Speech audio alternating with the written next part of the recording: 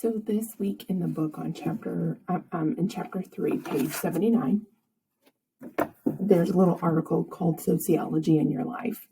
One of the most helpful things that I use in life that I learned in sociology is something called cultural relativism. It's a term used in sociology, but it's something you've probably used before.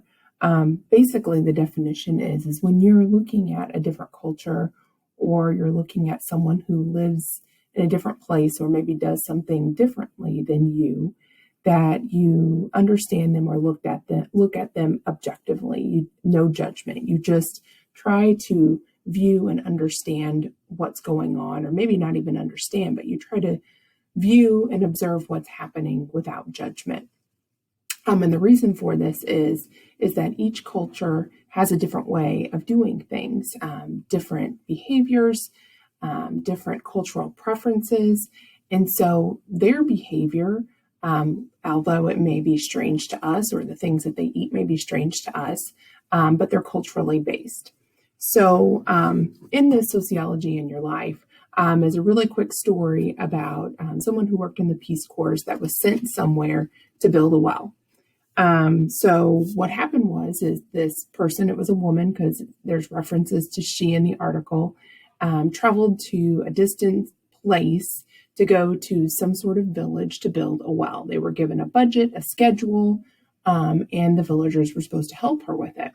Well, so she gets there, she's eager to start working, and she's realizing she's not getting any help.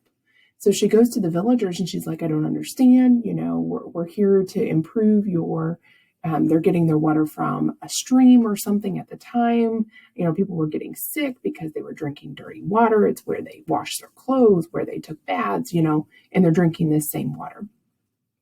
So she goes, they're not getting any help. And they're like, well, right now we'd really like a place to play soccer where we're playing it. There's rocks and then people are getting hurt. So she's like, fine.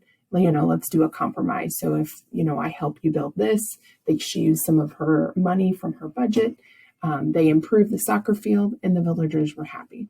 So once again, she got back to the well project, again, was not getting any help. She can't dig a well by herself. So she went back to the villagers, what do you need?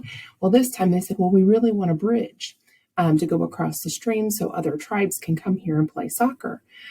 Well, again, she agreed. Okay, they built the bridge. It ended up using up all their time and money. So she returns back to her home feeling very discouraged because she didn't feel like she made an impact. She didn't get her goal achieved. So the villagers had a celebration. They had a huge soccer tournament. It turned out great.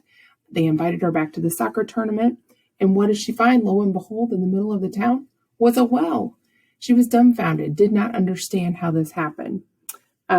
And so she asked the villagers, give me an explanation. And they reported, the soccer tournament is important to us because it gives us pride and importance and gives us a reason to meet with the people of other villages. We never really wanted a well.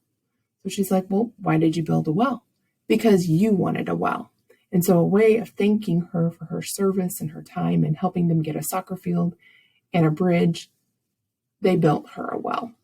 So, even if you are trying to understand something think about another religion. Why do they do things? Think about a different culture. Why do they eat the way they do? Why do they have certain practices? We will learn more by asking, listening, and giving time and attention. We shouldn't be deciding what would be best for someone in a different culture. It's best to learn, observe, and help them with what they need.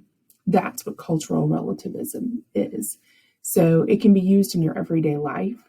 When you see something on the news that doesn't make sense to you, if, again, you start dating someone or you marry someone and their family is very different than theirs, it's experiencing and viewing without judgment. You don't have to understand, but just to learn, to listen, and give some time and attention.